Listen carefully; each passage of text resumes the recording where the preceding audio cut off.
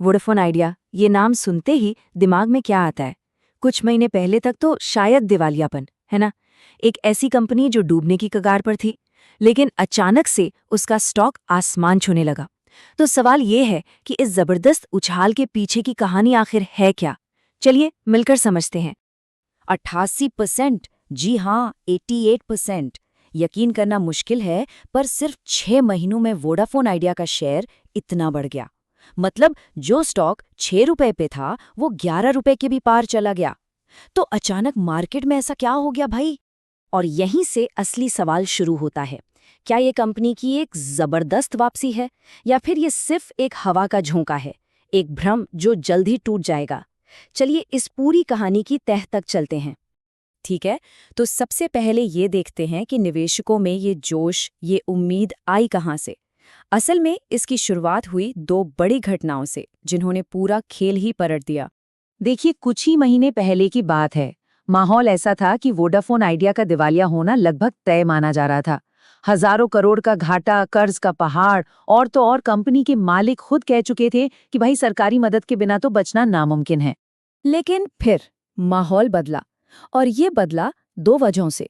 पहली, कंपनी के मालिक यानी प्रमोटर ने खुद एक कदम उठाया, और दूसरी, सरकार ने एक ऐसी लाइफलाइन दी जिसकी किसी को उम्मीद ही नहीं थी।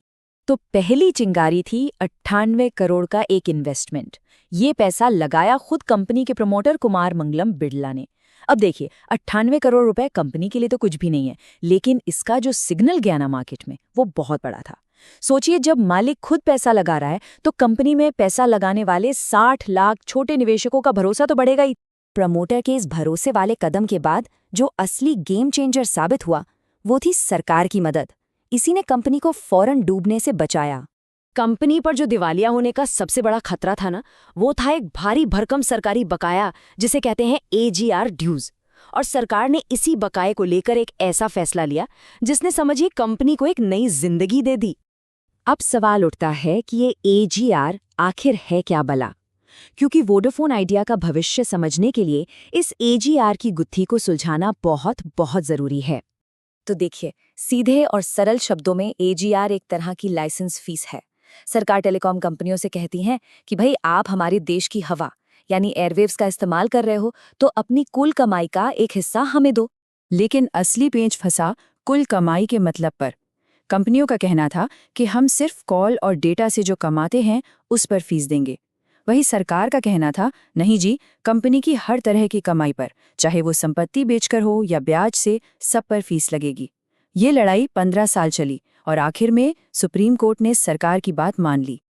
और इस एक फैसले के बाद वोडाफोन आइडिया पर जो बोझ पड़ा वो था 87,000 करोड़ का। जी हाँ, 87,000 करोड़ रुपए। मूल रकम, ब्याज और जुर्माना सब मिलाकर इतनी बड़ी रकम किसी भी कंपनी को डुबाने के लिए काफी है। और ठीक यहीं पर सरकार ने दी राहत। उन्होंने कहा, ठीक है, घबराओ मत, अभी तुम छोटी छोटी किस्तें चुकाओ। जो ये भारी भरकम रकम है ना, इसका पेमेंट 10 साल बाद यानी 2036 से शुरू करना। बस इस एक फैसले ने कंपनी को मौत के मुंह से बाहर खींच लिया। तो बाजार में तो खुशी की लहर दौड़ गई। प्रमोटर ने भरोसा दिखा दिया, सरकार ने जान बचा ली, सब बढ़िया। लेकिन कहानी में एक बहुत बड़ा लेकिन है।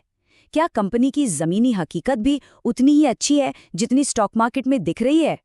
चलिए अब बाजार के सेंटिमेंट से थोड़ा हटकर कंपनी के असली परफॉर्मेंस पर नजर डालते हैं, क्योंकि यहाँ जो आंकड़े हैं ना, वो एक बिल्कुल अलग और थोड़ी चिंताजनक तस्वीर दिखाते हैं।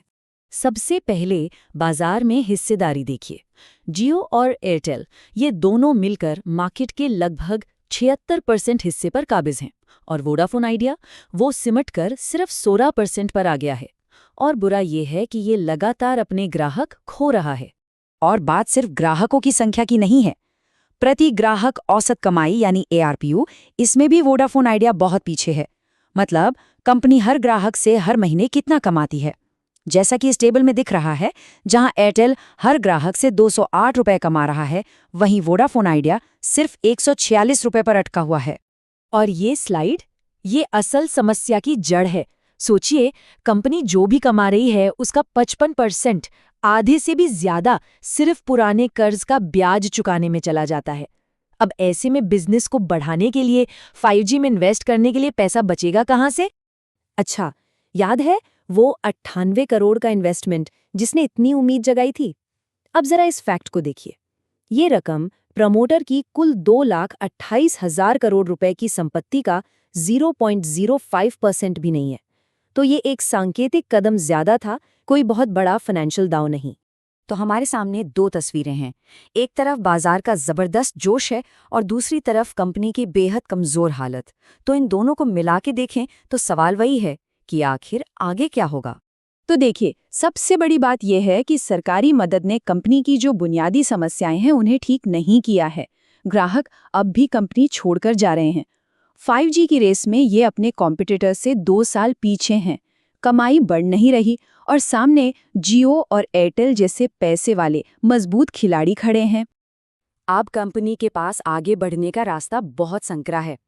एक कि वो अपने प्लान्स महंगे करे और उम्मीद करे कि ग्राहक साथ बने रहेंगे, और दूसरा कि वो जल्द से जल्द अपना 5G नेटवर्क खड़ा करे। और सच कहूं तो दोनों ही कामों में जबरदस्त रिस्क है। तो अंत में वोडाफोन आइडिया की हालत को ये एक लाइन बहुत अच्छे से बयां करती है। आज की मौत टल गई है, लेकिन खतरा अभी तक टला नहीं है। तुरंत डूबने का खतरा तो टल गया है, पर कंपनी को बचाने की असली लड़ाई तो अब शुरू हुई है। और सवाल यही है कि क्या ये कंपनी इस मुश्किल बाजार में फिर से अपने पैर जमा पाएगी?